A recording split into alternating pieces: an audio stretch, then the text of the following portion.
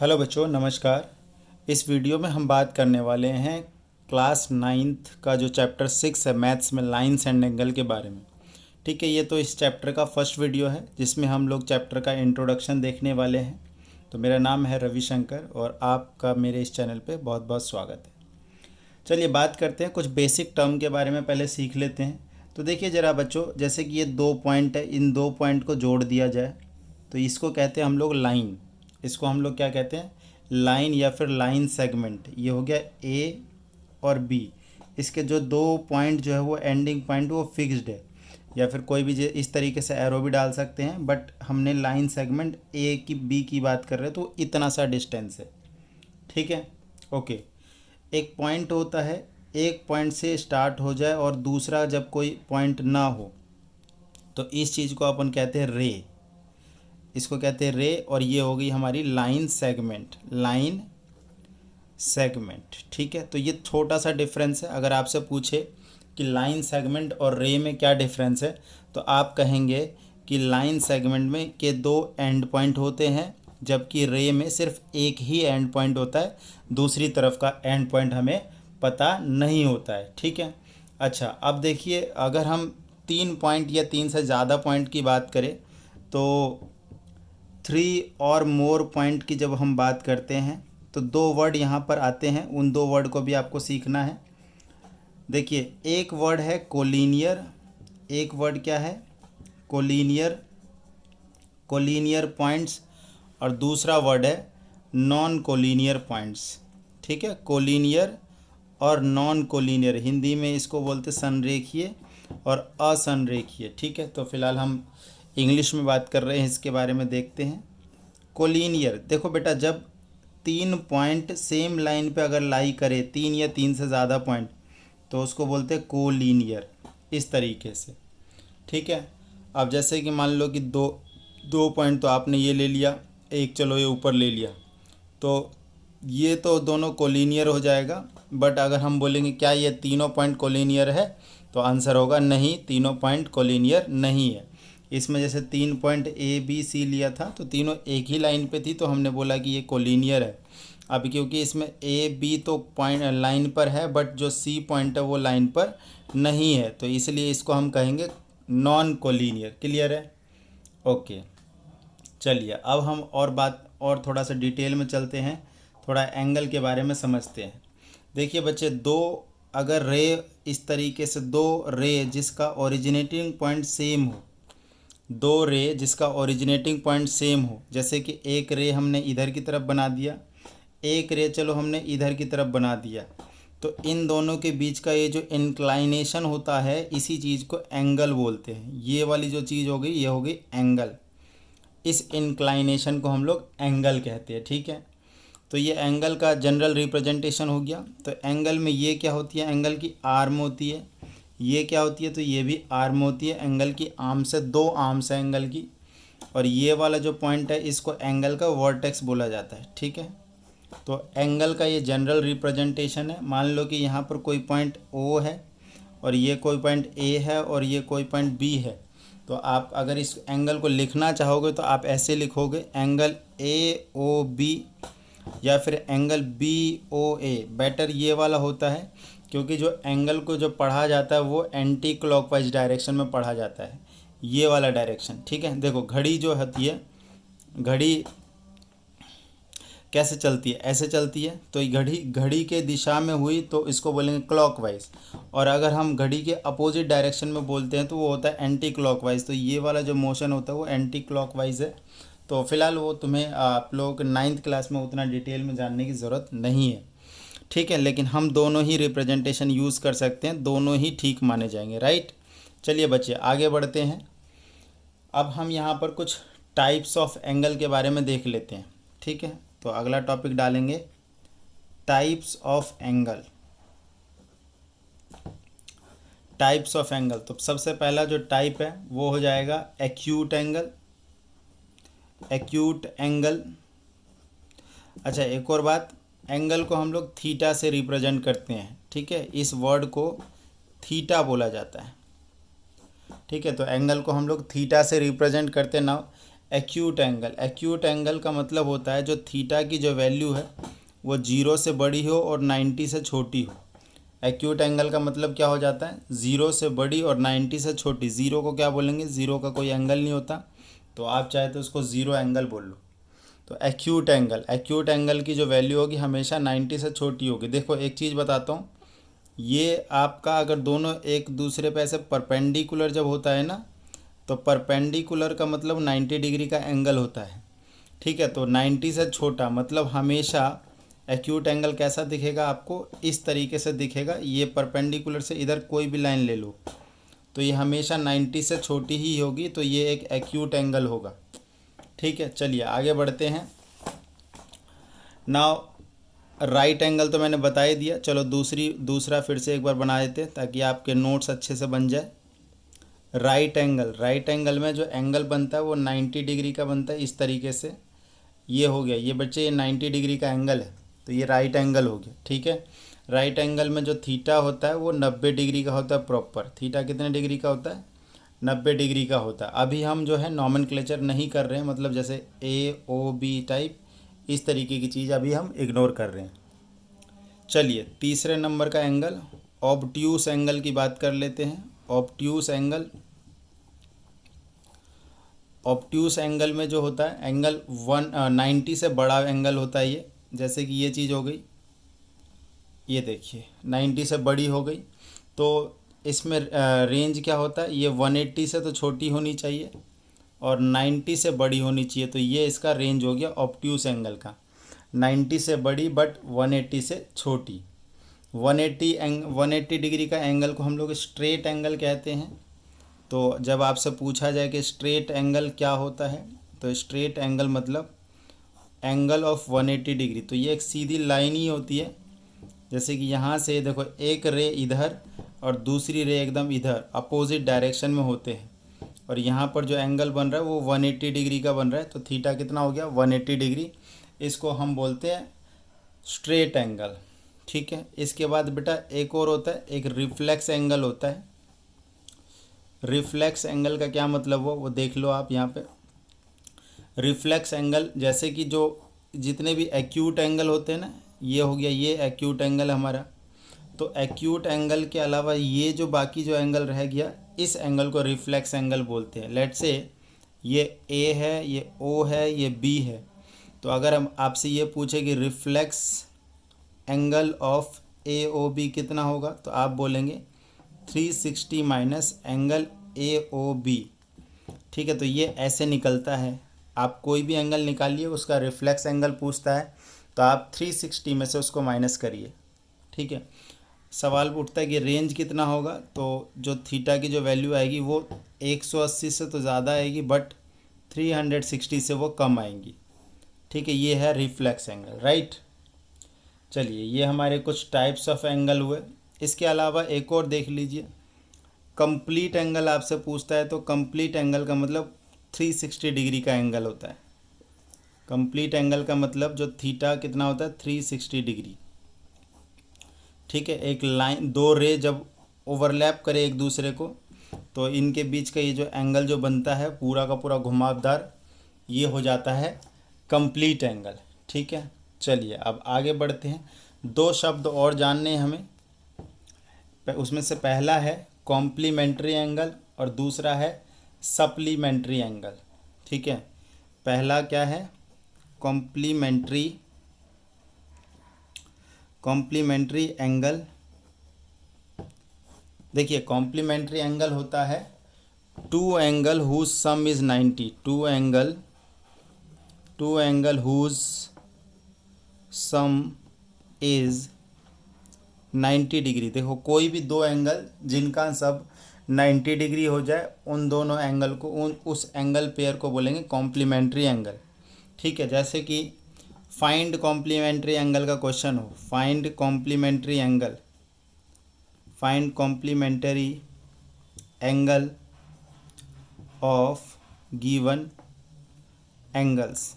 ठीक है, जैसे इसमें पूछा है कि 27 डिग्री का कॉम्प्लीमेंट्री क्या होगा, तो आप 90 में से 27 को सब्ट्रैक्ट करेंगे तो आंसर आ जाएगा 63 डिग्री। ठीक है, जैसे क्वेश्चन पूछे कि 72 डिग्री का कॉम्प्लीमेंट्री एंगल क्या होगा, तो आप 90 में से 72 को माइनस करिए तो आंसर आ जाएगा आपका 18।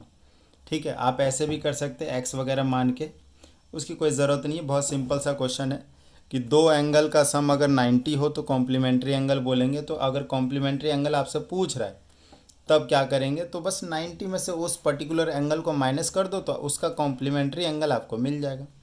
लेट से एक एंगल है 20 डिग्री, पूछ रहा है कि इसका कॉम्प्लीमेंट्री कितना हो जाएगा, तो आंसर है 70 डिग्री। आपसे अगर मान लो कि 40 डिग्री है और उसका कॉम्प्लीमेंट्री एंगल पूछता है तो आप कहेंगे 50 डिग्री। 90 में से आप सब्ट्रैक्ट कर दीजिए, आपको कॉम्प्लीमेंट्री एंगल मिल जाएगा। ओके, आगे बढ़ते हैं।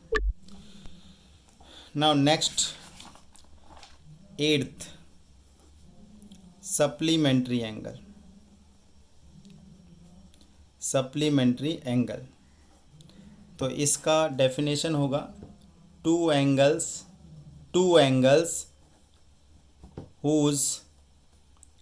whose sum is 180 degree.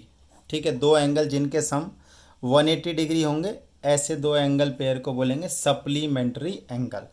ठीक है, मान लो कि एंगल ए 70 डिग्री है और एंगल बी 110 डिग्री है, तो क्या ए और बी 180 डिग्री हो रहे हैं? तो देखो ऐड करके देख लो, angle A plus angle B कितना हो रहा है 180। तो हम बोलेंगे यस, एंगल ए और बी जो है वो आपस में सप्लीमेंट्री है। चलिए कुछ क्वेश्चन देखते हैं। मान लीजिए एक एंगल बोल रहा है कि 60 डिग्री का है, तो इसका कॉम्प्लीमेंट कितना हो जाएगा, 180 में से आप 60 माइनस करिए तो आंसर आएगा 120। तो 60 का कॉम्प्लीमेंट सप्लीमेंट्री क्या हो जाएगा 120। ठीक है, जैसे कि क्वेश्चन पूछे कि 126 का सप्लीमेंट्री एंगल क्या होगा, तो 180 में से आप माइनस कर दिए तो आंसर आ जाएगा 54। ऐसी क्वेश्चन पूछ दे कि 100 डिग्री का सप्लीमेंट्री एंगल क्या होगा, तो आंसर आएगा 80। क्वेश्चन पूछ दे 15 डिग्री का सप्लीमेंट्री एंगल क्या आएगा, तो 180 में से आप माइनस करोगे 165। इसी तरीके से सिंपल सिंपल क्वेश्चन होंगे। क्वेश्चन थोड़े से ट्रिकी भी हो जाएंगे, जिसमें आपको कुछ ऐसे बोल देंगे कि सप्लीमेंट्री एंगल एक्स और वाई का जो रेशियो है वो 2:3 है, फाइंड द एंगल्स। तो ऐसी स्थिति में हम मान लो कि दो सप्लीमेंट्री एंगल ए और बी का रेशियो इन्होंने 2:3 दिया है, तो एक को आप 2x मान लेंगे, एक को आप 3x मान लेंगे। अब क्योंकि सप्लीमेंट्री एंगल का सम कितना होता है 180 होता है, तो आप कहेंगे 2x प्लस 3x बराबर 5x बराबर 180।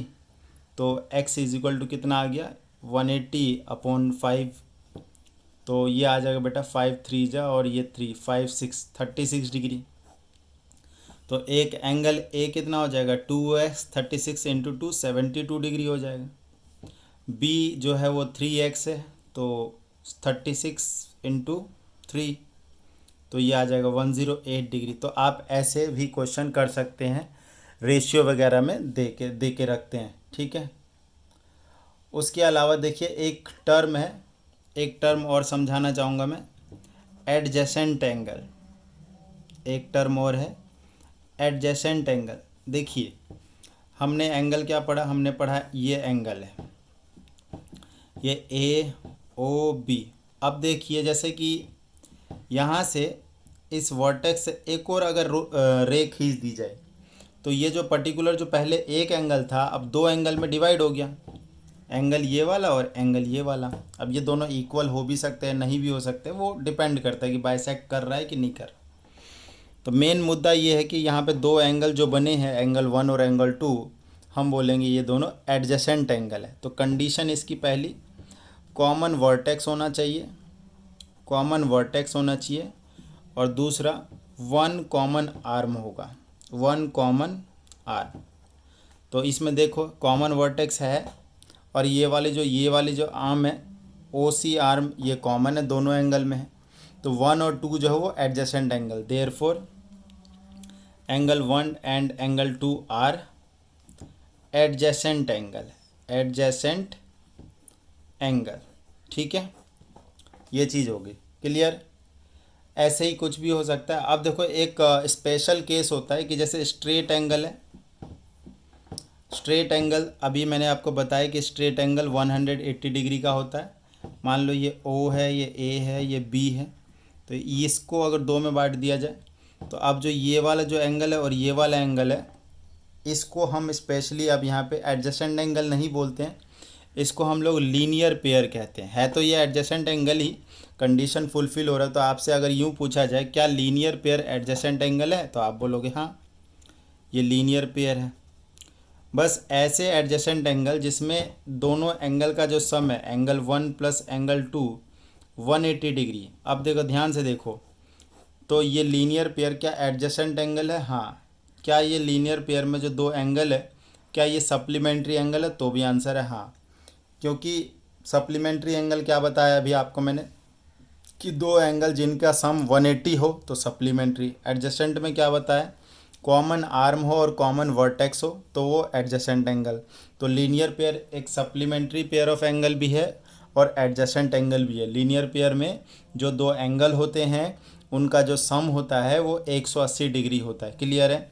जैसे मान लो कि एंगल 126 डिग्री दे रखा हो, तो ऑब्वियस सी बात है अगर 1 और 2 लीनियर पेयर कैसे पता चलेगा? एक सीधी लकीर पे, सीधी स्ट्रेट लाइन पे दो एंगल बन रहे होंगे तो वो लीनियर पेयर हो जाएगा।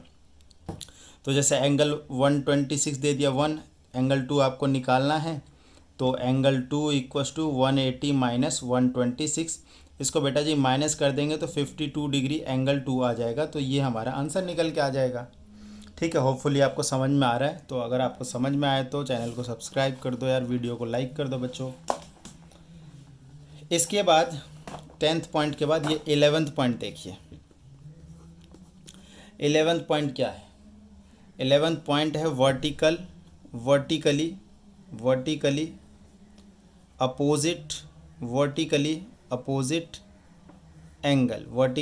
Opposite angle.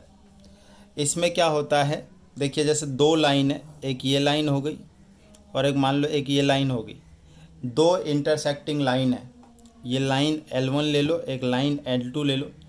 तो जब ये दोनों स्ट्रेट लाइन होनी चाहिए, ये कंडीशन है। अगर स्ट्रेट लाइन नहीं होगी तो ये काम नहीं करेगा। तो अगर दोनों स्ट्रेट लाइन है तो आमने सामने वाले जो एंगल होते हैं ना ये बराबर होते हैं। ठीक है, ये जैसे 1 है, ये 2 है, ये 3 है और ये 4 है। तो आमने सामने वाला जो होता है ना, एंगल 1 के सामने एंगल 2 है, ये बराबर होंगे। एंगल 3 के सामने एंगल 4 है, बराबर होंगे। इनको बोला जाता है vertically opposite angle. And vertically opposite angle जो होते हैं वो इक्वल होते हैं। इस चीज़ का आपको ध्यान रखना है। ठीक है, ओके। लीनियर पेयर से रिलेटेड बेटा दो चीज़ समझ लो। इसमें दो थ्योरम दे रखी होगी आपकी बुक में, थ्योरम नंबर 1 और थ्योरम नंबर 2। इसको लीनियर पेयर एक्सियोम कहा जाता है। थ्योरम नंबर 1, थ्योरम नंबर 2 क्या कहता है? कहता है कि अगर लीनियर पेयर एक स्ट्रेट लाइन पर हो तो उन दोनों एंगल का जो सम होगा वो 180 डिग्री होगा, जो मैंने आपको बताया। दूसरी बात, अगर आपको ये नहीं पता कि ये स्ट्रेट लाइन है या नहीं है, बट अगर किन्हीं दो लीनियर पेयर का सम 180 डिग्री आ रहा है तो आप कहोगे कि ये जो है एक स्ट्रेट लाइन है। बात समझ पा रहे हो? अगर उसने ये बोला कि स्ट्रेट लाइन है और उस पर ये दो एंगल है और वो लीनियर पेयर है, मतलब स्ट्रेट लाइन बोल दिया है, तो ऑब्वियस सी बात है 1 + 2 का सम हो जाएगा 180, जो मैंने आपको बताया। दूसरी चीज़, आपको ये बोला नहीं है कि ये लाइन स्ट्रेट है या नहीं है, बट ये एंगल आपको दिया हुआ है, ये एंगल ये एंगल, आपने इन दोनों एंगल को जोड़ा और ये 180 आया, तो आप कहोगे कि ये एक स्ट्रेट लाइन है। इसको लीनियर पेयर एक्सियोम कहा जाता है। क्या कहते हैं इसको? Linear pair axiom. Linear pair axiom क्या मतलब है? मतलब अगर आपको ये नहीं पता कि लाइन स्ट्रेट लाइन है कि नहीं है, बट यहाँ पे दो एंगल, एक एंगल ये, एक एंगल ये, मान लो ये एंगल है 92 डिग्री का और ये एंगल है 88 डिग्री का। ठीक है, और तुम 88 + 92 कर रहे हो और आप सरप्राइजिंगली पाओगे कि ये 180 डिग्री आ रहा है। तो अगर इन दोनों एंगल का सम 180 आ जाता है बच्चों, तो ये क्या हो जाएगा? आपका स्ट्रेट लाइन हो जाएगा। This is called linear pair axiom. ठीक है, ये काम आएगा क्वेश्चन करने में। ठीक है, इस वीडियो में इतना ही। वीडियो काफ़ी लंबी हो गई है। अगली वीडियो में मैं क्वेश्चन लेके आऊँगा। धन्यवाद।